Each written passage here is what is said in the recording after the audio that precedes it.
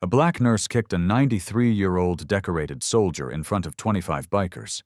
She froze when one biker stepped forward and said, "That's my father." What happened next exposed secrets that would shake an entire corporation. The rumble started 3 miles out. Harold Hawk Miller heard it first, a distant thunder that made the young nurses glance nervously toward the windows of Maple View Nursing Home. But Harold knew that sound. He'd heard engines like that in his youth, roaring across European battlefields on military bikes, carrying messages that meant life or death. Today, they were coming for him. "Mr. Miller, please try to stand straight." Nurse Keisha snapped, adjusting the metal display on the podium for the 3rd time. "The ceremony starts in 20 minutes, and you're making this impossible." Harold gripped the arms of his wheelchair, his 93-year-old hands trembling as he tried to push himself up. His legs, weakened by age and shrapnel wounds from a war most people only read about in history books, barely responded. "I'm trying," he whispered, his voice thin but determined. "Trying isn't good enough." Keisha glanced at the clock, then at Ms. Collins, the nursing home director, who was frantically arranging chairs in the common room. "We have photographers coming. The mayor's office sent someone. This needs to be perfect." Harold managed to stand, swaying slightly. His Purple Heart, Bronze Star, and 3 other medals clinked softly against his chest, pinned there an hour ago by staff who'd never asked about the stories behind them. "There. See?" Harold smiled. That same stubborn smile that had carried him through Normandy, through losing his wife, through 20 years of barely seeing his only son. A soldier can always... His knee buckled. Keisha grabbed his arm, but not gently. "For God's sake, sit down before you fall and ruin everything. I just need a moment. You need to cooperate." Her voice rose sharply. 2 other residents looked up from their afternoon card game, concern crossing their weathered faces. "Do you have any idea how much work went into this? How much press this brings to Mapleview?" Harold sank back into his wheelchair, shame coloring his cheeks. In 70 years, no enemy had made him feel as small as this woman half his age just had. The rumble grew louder, closer. "What is that noise?" Ms. Collins hurried over, her heels clicking anxiously on the linoleum. "Keisha, did you set up the refreshment table?" "Working on the guest of honor," Keisha muttered, adjusting Harold's collar with rough hands. "If he'd just cooperate instead of shaking like a leaf." "I can't help the tremors," Harold said quietly. "I don't care what it is. Stand up one more time. We need to practice the salute for the photos. The bikers are almost here." Someone called from the front desk. "I can see them turning onto Maple Street." Keisha's patience snapped like a dry twig. "Get up now." She moved behind the wheelchair and yanked it backward, causing Harold to lurch forward. "I've dealt with enough stubborn old men today." Harold tried to stand again, but his legs gave out completely. He stumbled, catching himself on the podium. His medals jangled. One fell to the floor with a soft clink. "You're wasting everyone's time."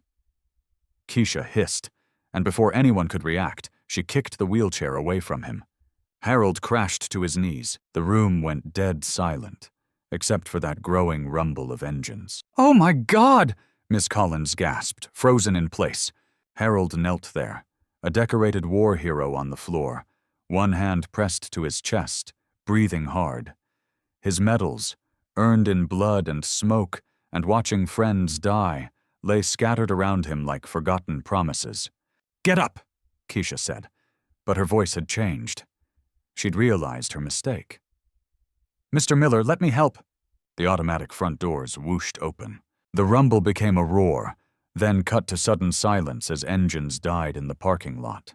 Footsteps, heavy boots on tile, not just one pair. Many.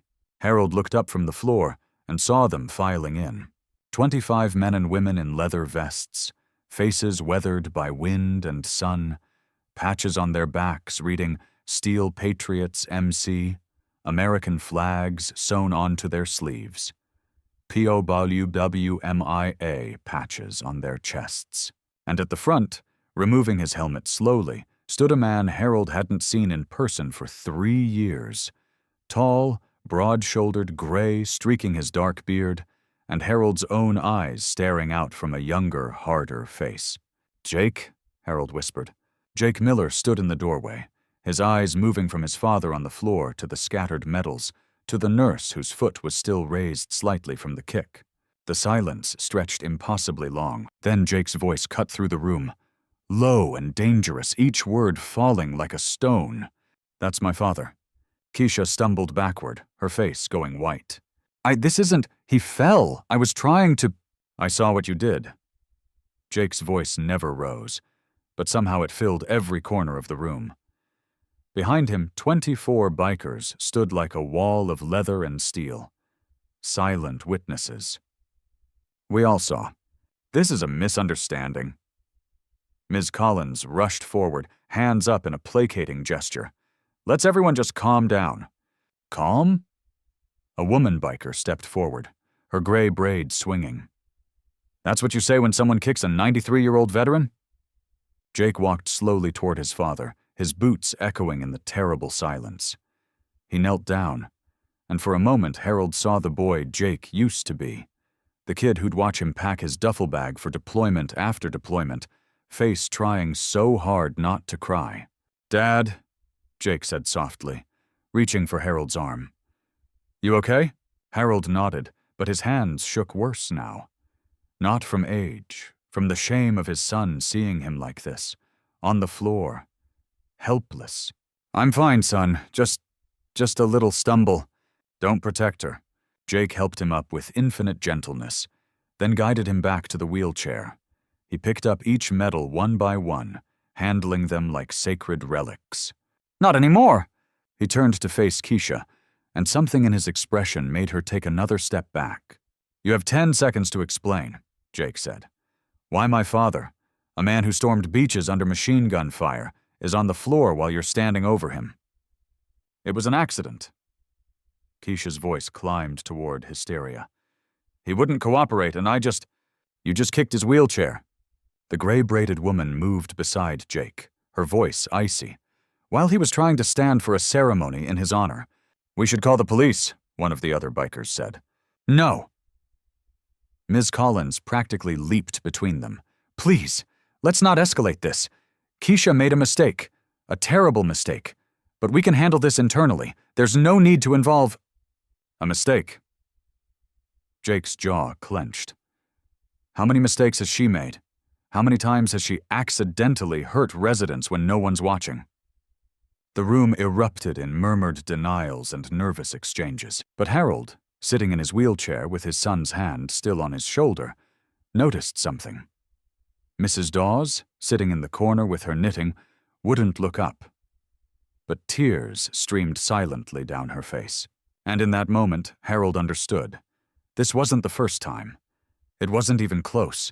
"Jake," Harold said, his voice stronger now, carrying the command of a soldier who once led men into fire. "Not here. Not like this." Jake looked down at his father, conflict raging across his face. "A soldier doesn't fight scared," Harold continued, meeting his son's eyes. "And he doesn't fight angry. That's when innocents get hurt." The tension held like a drawn bowstring. Finally, Jake nodded, but when he spoke to Miss Collins, his voice promised consequences. "You have until tomorrow morning to make this right. File whatever reports you need to file. Suspend whoever you need to suspend. But if I find out you swept this under the rug—" He looked around at his crew. "We ride through this town every day. We see things. We talk to people. And we remember." He leaned down to whisper something in Harold's ear, then straightened. "Come on, Dad, let's get you some air." As Jake wheeled Harold toward the door, surrounded by a protective wall of bikers, Harold noticed Mrs. Dawes finally look up. Her lips moved silently. "Thank you." Outside in the parking lot, with the sun setting behind the row of motorcycles, Jake knelt beside his father's wheelchair. "I should have come sooner," he said. "Should have checked on you more. You're here now." Harold reached out with a trembling hand and gripped his son's shoulder. "That's what matters. But as the bikers mounted their rides and engines rumbled to life, Jake made a decision. He wasn't leaving. Not tonight. Not until he knew the truth about what happened in Maple View when the cameras weren't rolling. And something told him that what they'd witnessed today was just the beginning. Jake didn't leave. While his crew dispersed to local hotels, he stayed, dragging a chair from the hallway into Harold's small room. The walls were bare except for one photo, Jake's high school graduation, taken 23 years ago. Before the arguments, before the silence. "You don't have to babysit me," Harold said, settling into his bed with a grunt. "I've survived worse than a bad nurse." "That's not the point, Dad." Jake sat down, the chair creaking under his weight. "The point is you shouldn't have to." Harold was quiet for a moment, his fingers tracing the edge of his Purple Heart medal. "She's not all bad, you know. Last month she stayed late when Mr. Peterson had chest pains." "Dad, I know what you're thinking, but it's complicated here. Some days are good, some days—" He trailed off, staring at the ceiling. "Some days you just want to make it to lights out without being a burden." The word hit Jake like a fist. "You're not a burden. You're a decorated war hero. I'm a 93-year-old man who can't stand without shaking. There's a difference." Harold's voice cracked. "The Army took most of my life, son. My legs, my hearing, my time with you and your mother. What's left isn't worth fighting over."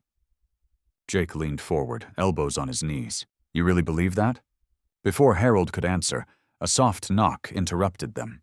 The door opened a crack, and Mrs. Dawes peered in, her weathered face anxious.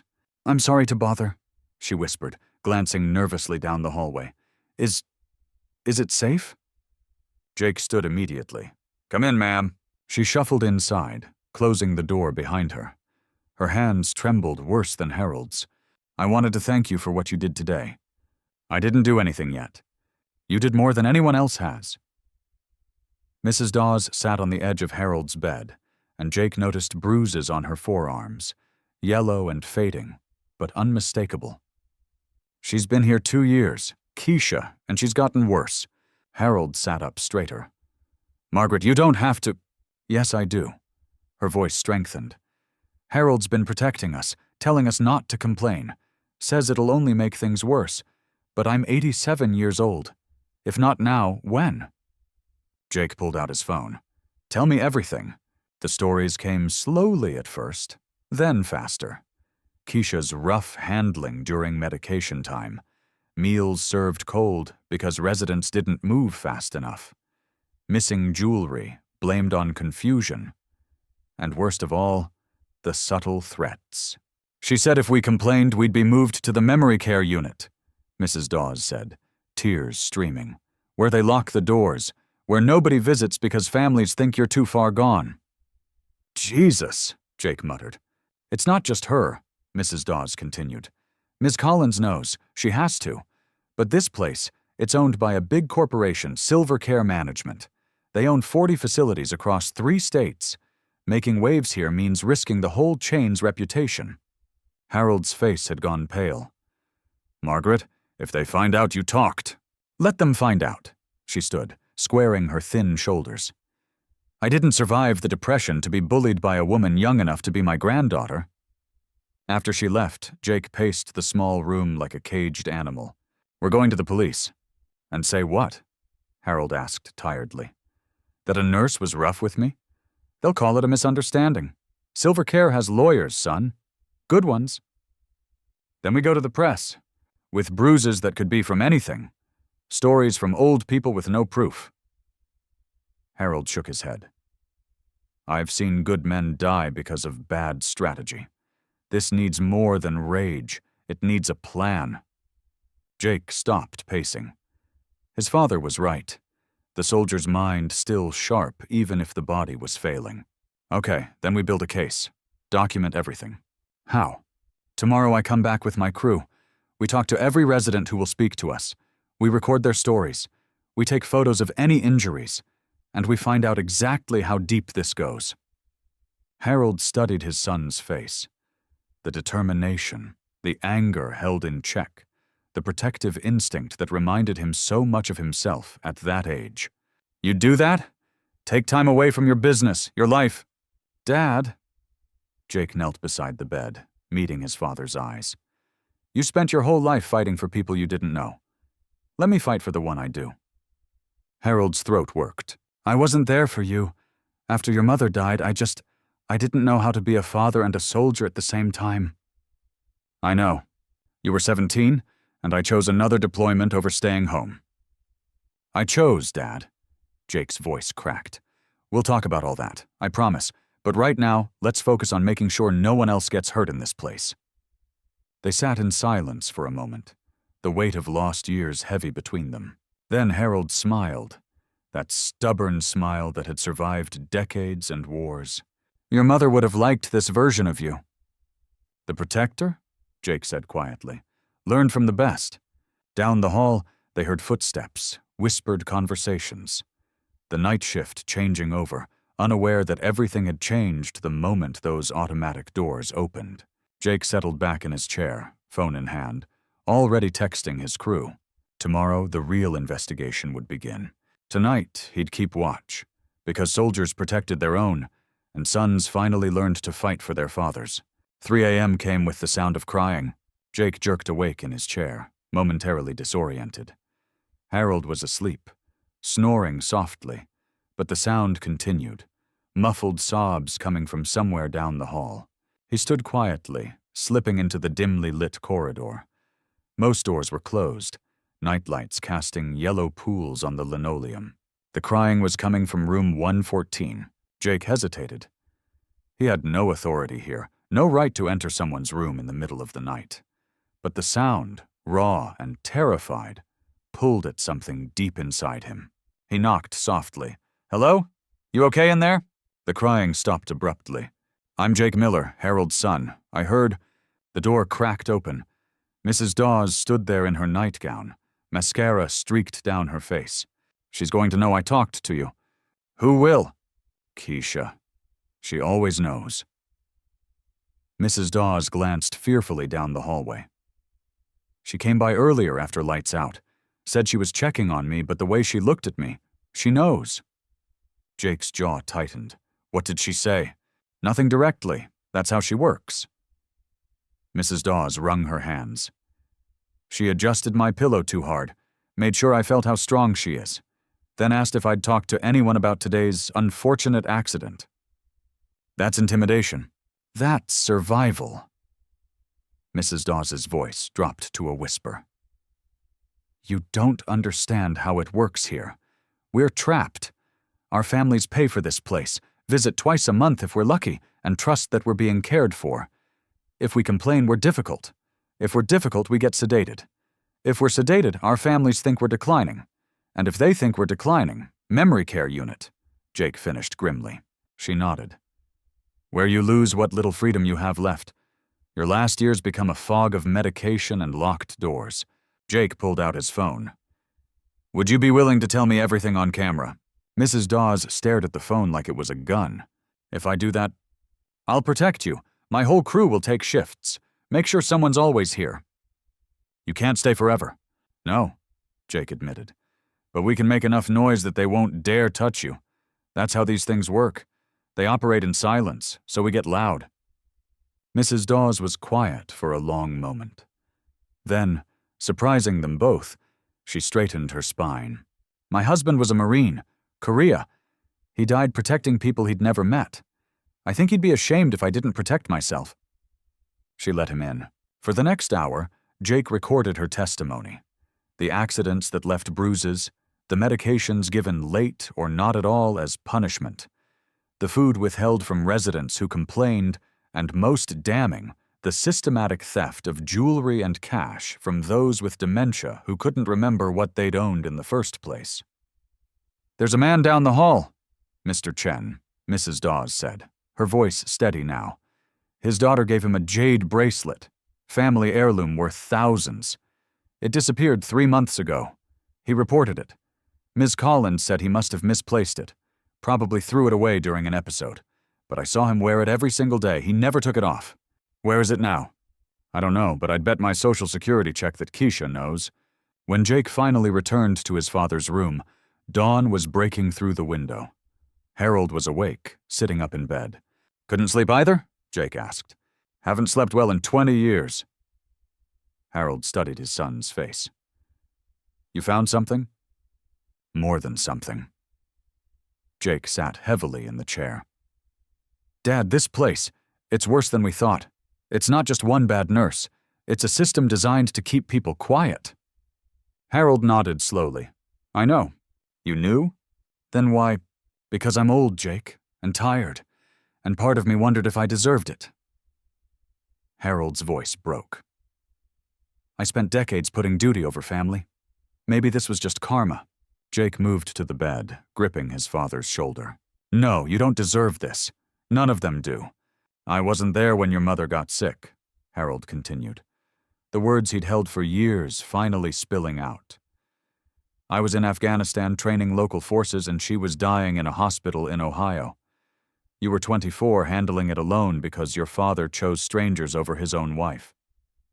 Dad, you called me, begged me to come home, and I said the mission was too important."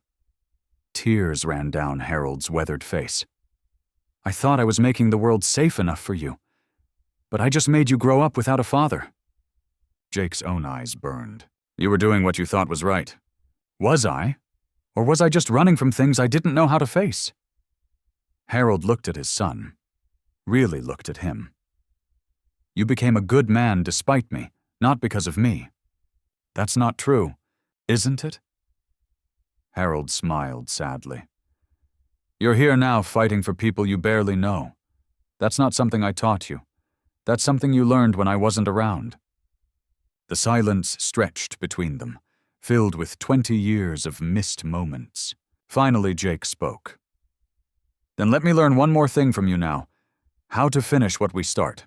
Harold gripped his son's hand, his tremor steadying for just a moment. Together. Outside, the morning shift arrived. Keisha's car pulled into the parking lot. The war was just beginning.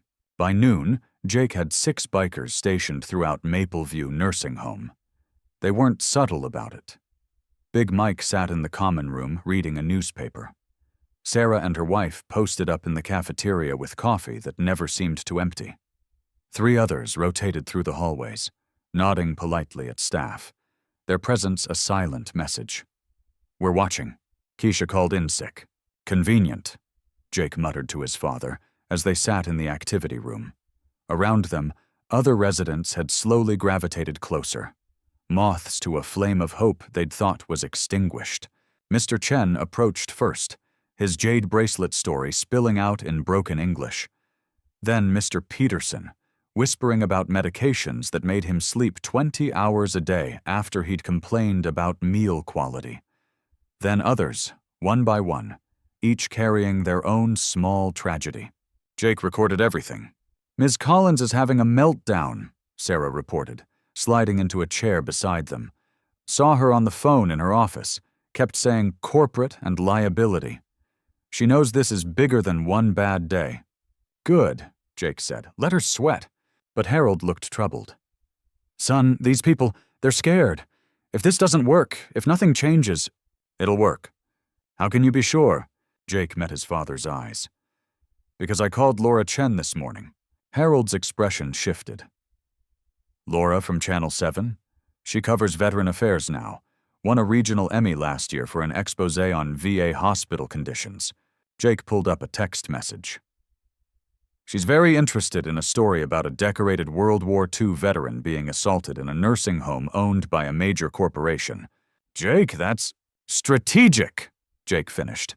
"You taught me that last night. Remember? This isn't just about Keisha. It's about Silver Care Management. 40 facilities.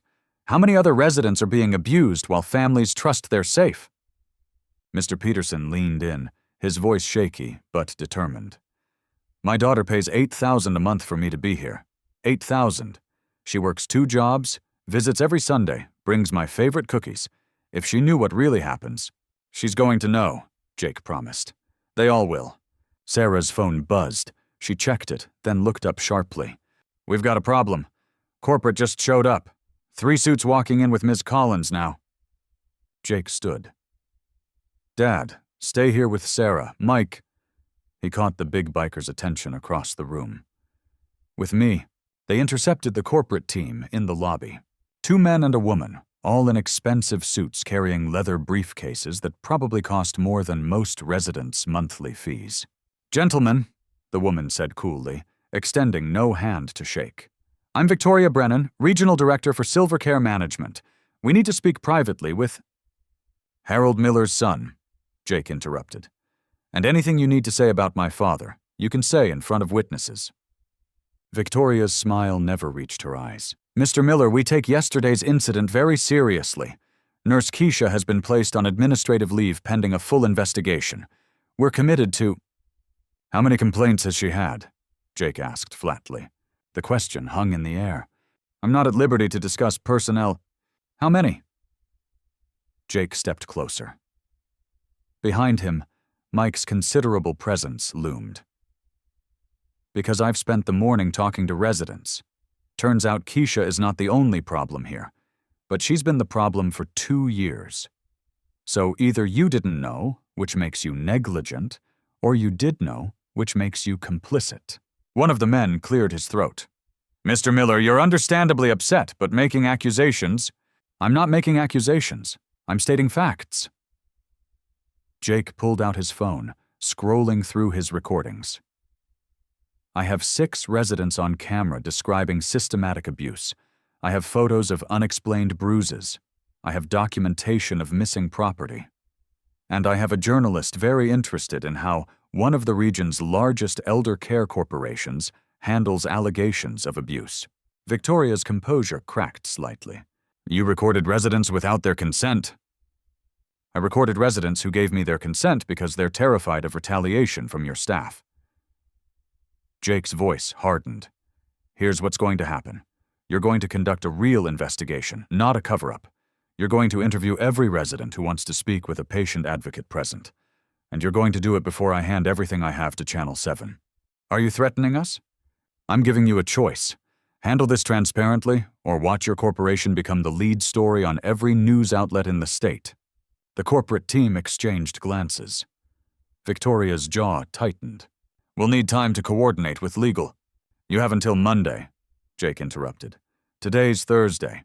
That gives you 4 days to decide if you care more about protecting residents or protecting your stock price. That's unreasonable. So is kicking a 93-year-old war veteran. Jake turned to leave, then paused. Oh, and Ms. Brennan. My crew and I will be here every day until this is resolved. Consider us concerned citizens exercising our right to visit a family member. We'll be very visible, very talkative with other families, very interested in hearing their stories.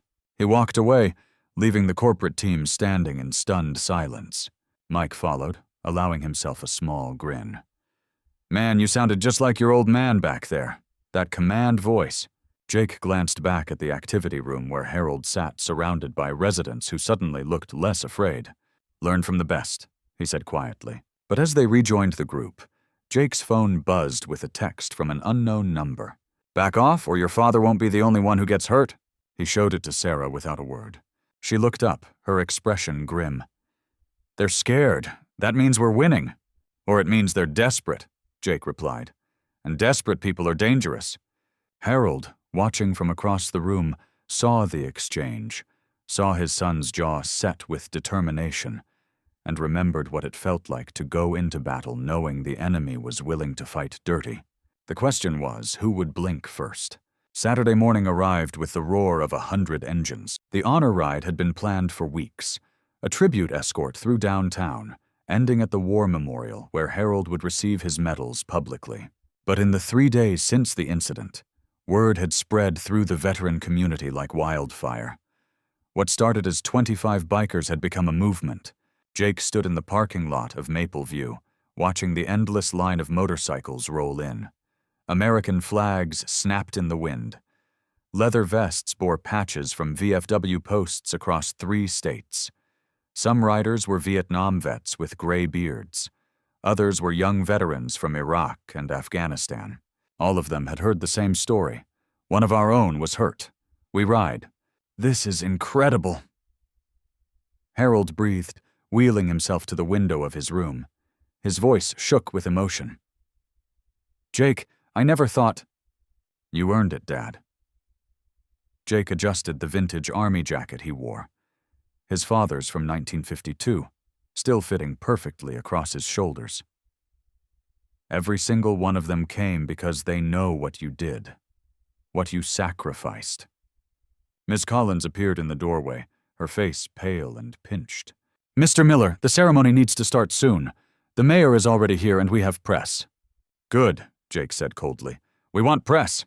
Outside, news vans from 3 channels had set up. Laura Chen, a sharp-eyed journalist in her 40s, was already interviewing bikers. Jake had sent her everything 2 days ago. The recordings, the photos, the testimonies. She'd verified every detail. Now she was ready to detonate the bomb. The ceremony began at 10 a.m. sharp. A makeshift stage had been erected on the lawn, flanked by flags. Residents in wheelchairs formed the front row, many dressed in their finest clothes. Behind them, hundreds of bikers stood at attention, silent and imposing. The mayor stepped to the microphone first, reading a proclamation about Harold's service. Then came a representative from the Veterans Affairs Office. Then Ms. Collins, her voice overly bright as she praised Mapleview's commitment to honoring our heroes. Jake stood beside his father's wheelchair, hand resting on Harold's shoulder. He could feel the old man trembling, but not from age this time, from anticipation.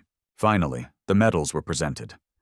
As they draped the ribbons around Harold's neck, cameras flashed.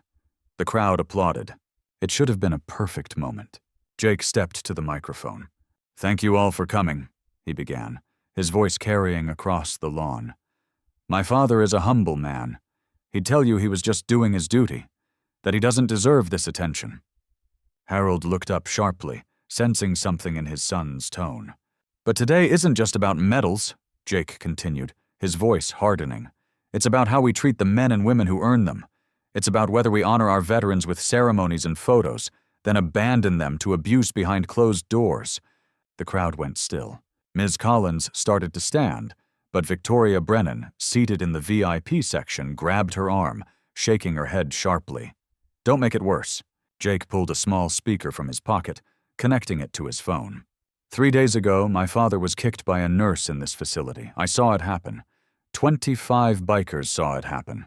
But that's not the real story." He pressed play. Mrs. Dawes's voice filled the air, clear and steady. "She's been here 2 years. Keisha, and she's gotten worse. Rough handling during medication time. Meals served cold as punishment. Missing jewelry from residents with dementia." Then Mr. Chen's voice, broken English, trembling with pain. "My daughter's bracelet. Family treasure gone. They say I lost it. I never lose it, never." Then Mr. Peterson. "Medications that made me sleep 20 hours after I complained." One by one, the testimonies played. 5 residents, their voices overlapping into a chorus of quiet suffering that had been ignored for too long. The press surrounded the stage now, cameras rolling, reporters frantically taking notes. The mayor's face had gone ashen. Victoria Brennan stood abruptly, signaling to her security team, but the bikers moved faster, forming a wall between the corporate team and the exits. Not threatening, just present, impossible to ignore. Laura Chen pushed through to the stage, microphone in hand. "Mr. Miller, are you saying that Silvercare management knew about these allegations?" Jake met the camera directly. "I'm saying that when corporate arrived on Thursday, their first concern was legal liability, not resident safety. I'm saying my father pays $8,000 a month to live here and he's not alone. Multiply that by 40 facilities, and you see exactly what they were protecting." "That's slander!" Victoria shouted. "We have conducted thorough—" "You suspended 1 nurse," Jake interrupted, his voice cutting through her protest. "1. But this isn't about one person. It's about a system that prioritizes profit over people. A system that silences the vulnerable because they're easier to ignore than to protect." Harold reached up, gripping his son's hand. For a moment, Jake thought his father would stop him. Instead, Harold pulled himself to standing, shaking but upright, and took the microphone. "I'm 93 years old," Harold said, his voice thin but steady. I stormed Omaha Beach. I watched friends die. I earned these medals by surviving hell.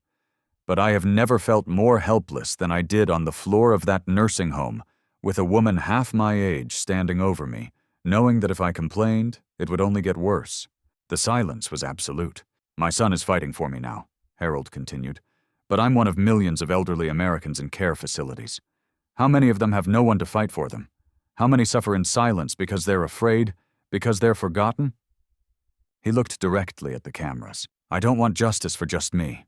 I want it for every resident who's been told to stay quiet, every family who trusted their loved ones were safe.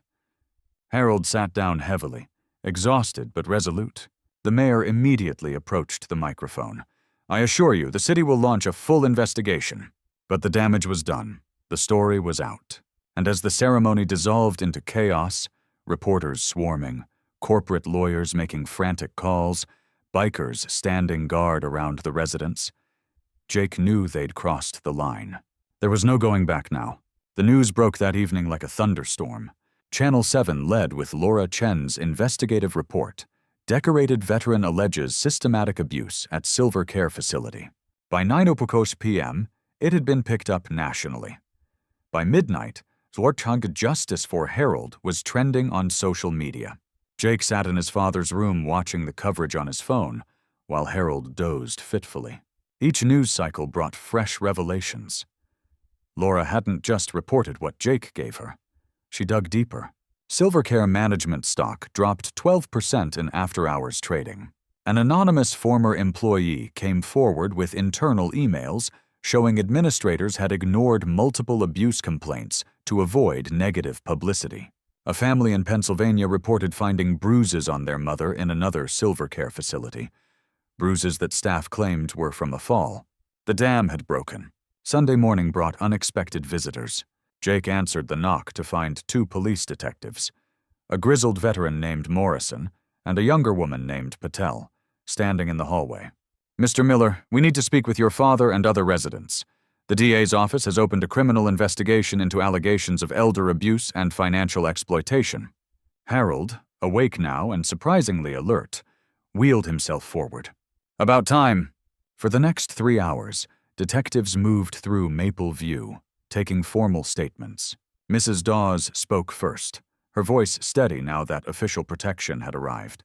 Then Mr. Chen, Mr. Peterson, and 6 others Jake hadn't even known were victims. The pattern became clear. Keisha had targeted the most vulnerable, those with dementia, those without frequent visitors, those too scared to fight back. But she hadn't worked alone. Ms. Collins knew, Detective Patel told Jake quietly as they stood in the hallway. We found her emails. She received at least 4 formal complaints about Keisha over 18 months. Each time she conducted a verbal counseling and filed nothing in writing. No paper trail means no liability. She was protecting the company, Jake said bitterly. She was protecting her job. Silvercare has a policy. Facilities with formal abuse complaints get flagged for corporate review. Directors at flagged facilities don't get bonuses. Patel's jaw tightened. She chose money over safety.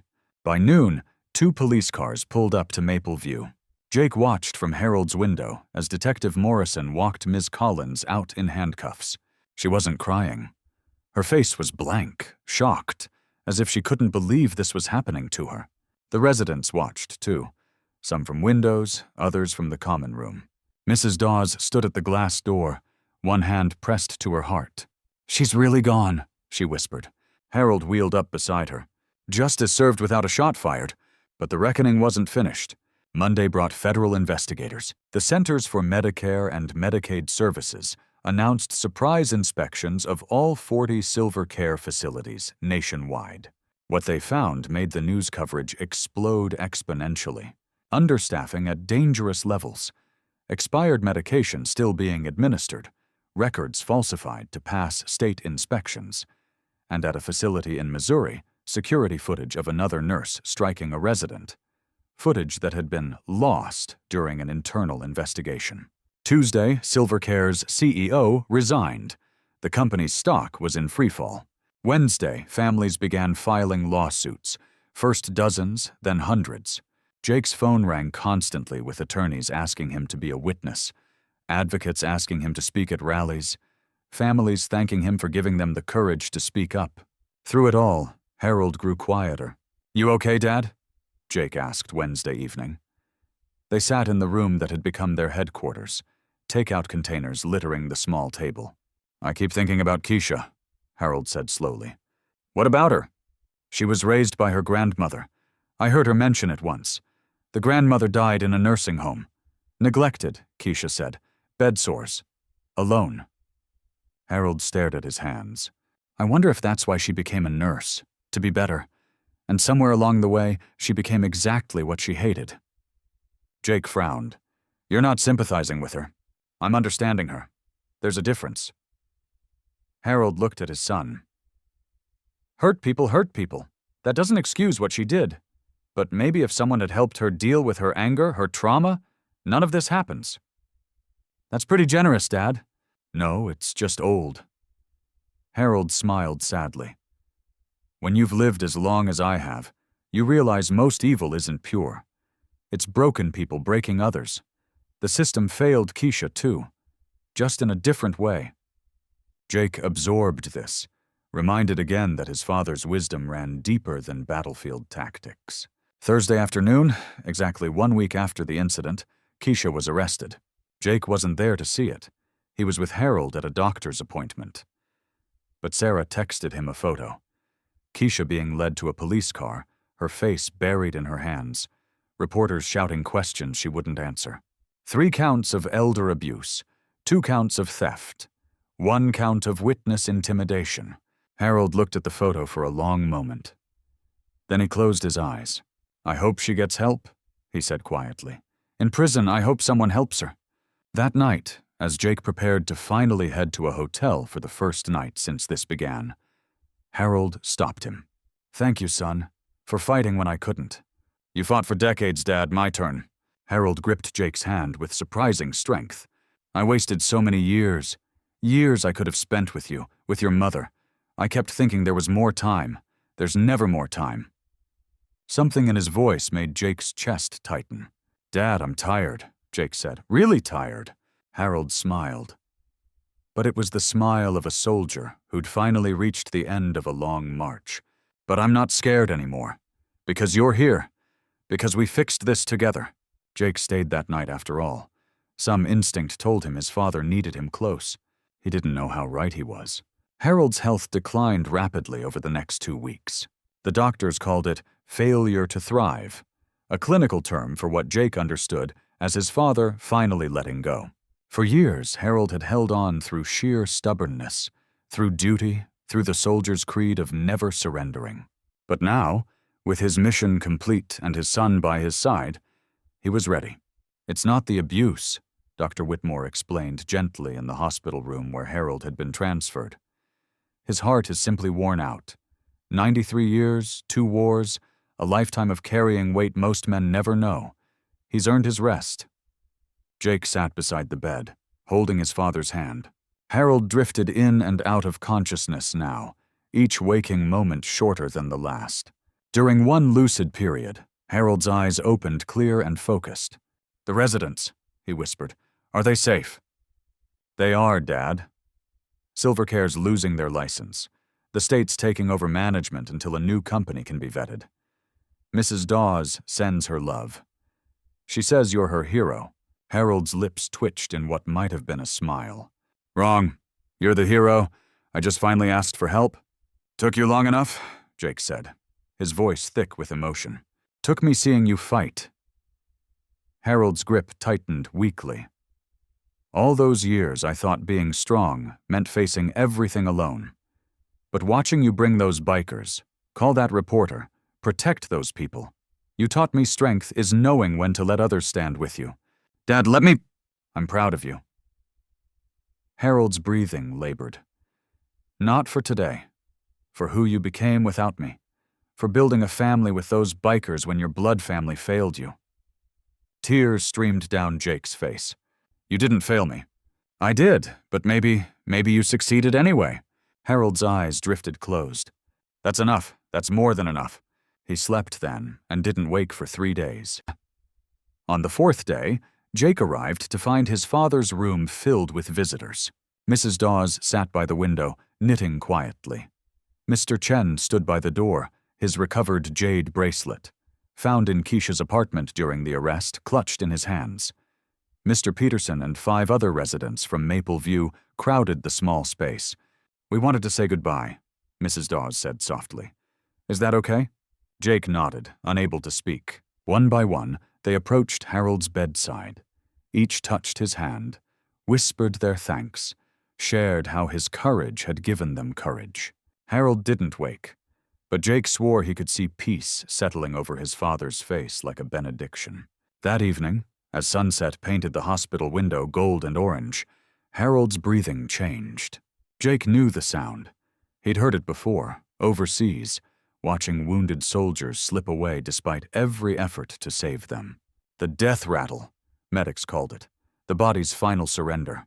"Dad," Jake whispered, leaning close, "if you need to go, it's okay. I'll be fine. We all will." Harold's eyes fluttered open one last time. His lips moved. Jake pressed his ear close. "Proud of my son." Then silence. Not peaceful, not dramatic. Just the simple cessation of breath. Harold Hawk Miller, soldier, father, hero, was gone. Jake sat there for a long time, his father's hand still warm in his own, tears falling onto the thin hospital blanket. A nurse entered quietly. "Mr. Miller, I'm so sorry for your—" She stopped, seeing something on the bedside table. "Did you see this?" It was an envelope addressed in Harold's shaky handwriting, Jake's name on the front. Inside, a letter written weeks ago, before the ceremony, before everything. "Jake, if you're reading this, I'm gone." "Good. I've been tired for longer than you know. I was never good with words when it mattered. So let me say now what I should have said 1,000 times. I'm sorry. Sorry for choosing duty over you. Sorry for not being there when your mother died. Sorry for letting you grow up thinking you weren't enough to make me stay. You were always enough, more than enough. I was just too broken to see it. But I see it now. You became exactly the man I hoped you'd be. Strong enough to fight, but wise enough to fight for the right things. You don't fight because you hate what's in front of you. You fight because you love what's behind you. That's what a real soldier does. And son, you're the best soldier I know. A soldier fights for his country. A son fights for his father's honor. You did both. Don't mourn me long. Take that bike and ride, live loud, love hard, protect the weak. That's the legacy that matters. Your mother's waiting for me. I can feel it. We'll be watching over you. Proud as hell. Go make some noise, son. Dad." Jake folded the letter carefully, his hands shaking. Then he pulled out his phone and sent a single text to his crew. "He's gone. We ride at dawn." The response was immediate. Dozens of messages, all saying the same thing. "We'll be there." That night, Jake didn't sleep. He sat in his father's hospital room until the funeral home came. He rode his bike through empty streets until sunrise. And he planned the ride Harold deserved. Not a funeral procession, not a somber parade. A thundering celebration, a warrior's send-off. The honor ride eternal. Saturday arrived with perfect weather. Clear skies, warm sun, a gentle breeze that carried the scent of autumn leaves. 200 motorcycles lined up outside Henderson Funeral Home. More kept arriving. Veterans in dress uniforms. Gold Star families holding flags. Residents from Maple View in a specially arranged bus. Mrs. Dawes at the front wearing Harold's favorite color, purple for his Purple Heart. Jake stood beside the hearse, his father's casket visible through the glass, draped in an American flag. Laura Chen approached with her cameraman. "Jake, can we—" "Yeah," he said simply. "Dad would want the story finished." She interviewed him there in his leather vest with his father's army jacket underneath. Tears unashamed on his face. "What would you want people to remember about Harold Miller?" Laura asked. Jake looked at the sea of bikes, the crowd still gathering, the flags snapping in the wind. "That he fought 2 wars, Jake said. One with guns overseas, one with truth at home, and he won them both." The procession began at 10 Guans a.m. They rode slowly through town, engines rumbling like thunder. a river of chrome and leather, and American flags flowing through the streets. People lined the sidewalks. Families, veterans, strangers who'd heard the story. They saluted. They waved flags. They cried.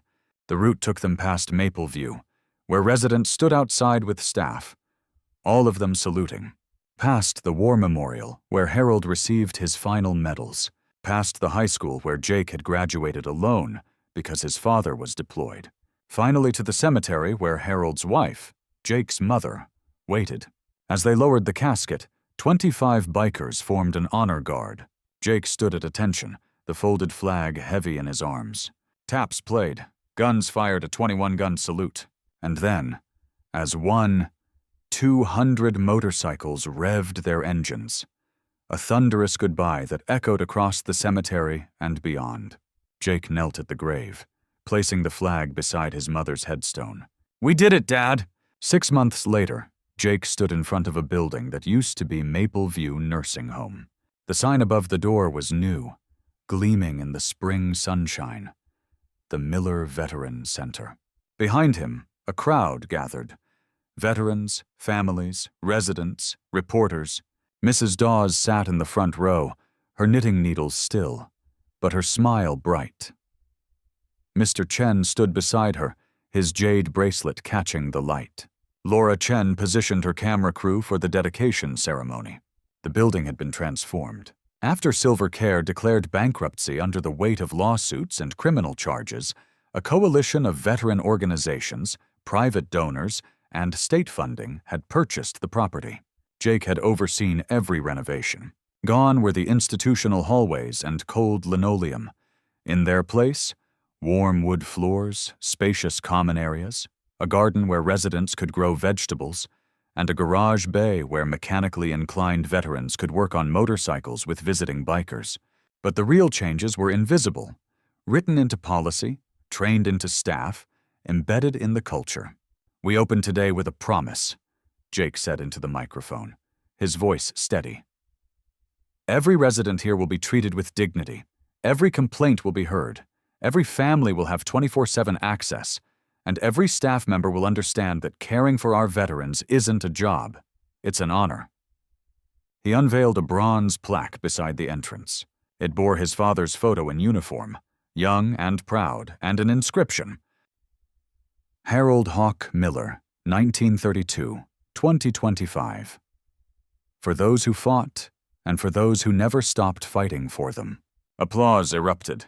Jake stepped back, his eyes burning with tears he no longer tried to hide.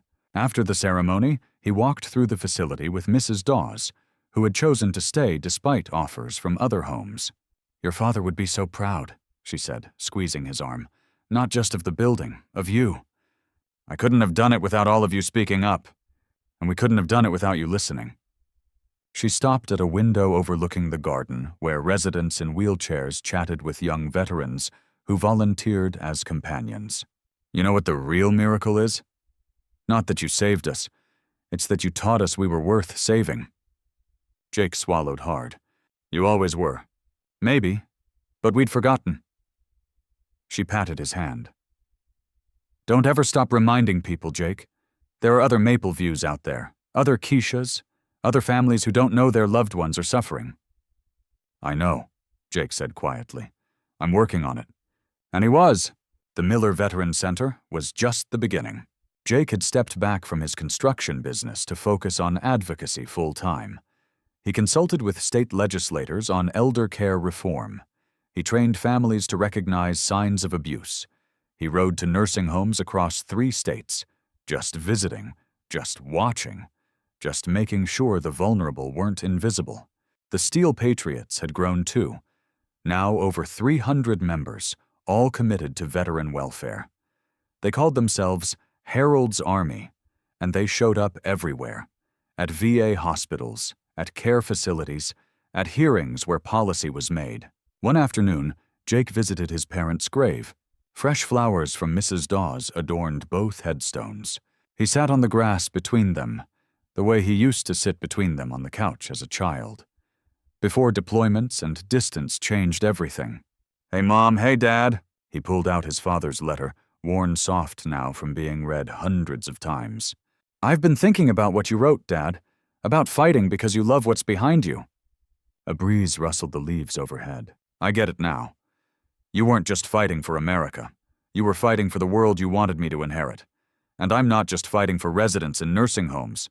I'm fighting for the world where people like you, people who gave everything, are cherished, not discarded." He traced the engraving on Harold's headstone. "I used to be so angry that you chose duty over family. But now I understand. Duty was family to you. Every soldier you trained, every mission you completed, you were protecting someone's father, someone's son." Jake's voice cracked. "You were protecting me even when I couldn't see it." He stood, brushing grass from his jeans. "I ride every Sunday now. The crew meets at sunrise and we visit facilities. Just checking in, just letting people know someone's watching. Someone cares." He smiled. "Last week a nurse saw our vests and started crying. Said her grandfather was a veteran and seeing us made her remember why she became a nurse, to honor people like him. Like you." Jake mounted his bike, Harold's old army jacket worn over his vest, now a permanent addition. "That's what you taught me, Dad. That honor isn't just in the fighting, it's in the remembering, in making sure sacrifice means something." He started the engine, letting it rumble, a sound that would forever remind him of the day 25 bikers arrived and changed everything. "The ride continues," Jake said, echoing his father's letter. "For you, for Mom, for every veteran who can't fight for themselves anymore." He rode toward the highway where the rest of Harold's army waited. They had a facility to visit in the next county, reports of neglect, a family too scared to act alone. But they wouldn't be alone. Not anymore. As the sun climbed higher, Jake felt something he hadn't felt in years. Peace. Not because the fighting was over. It would never be over. But because he finally understood what his father had known all along. Some battles are worth a lifetime. Some legacies are written not in medals, but in the lives you change. Some fathers and sons find their way back to each other. Not in the years they have, but in the purpose they share. The throttle roared beneath Jake's hand. Behind him, 200 motorcycles answered. A thunder of chrome and loyalty, of honor remembered and promises kept. And somewhere, in a place beyond medals and regret, Harold Hawk Miller smiled. His son had finally come home, not to a place but to a purpose. The best homecoming of all?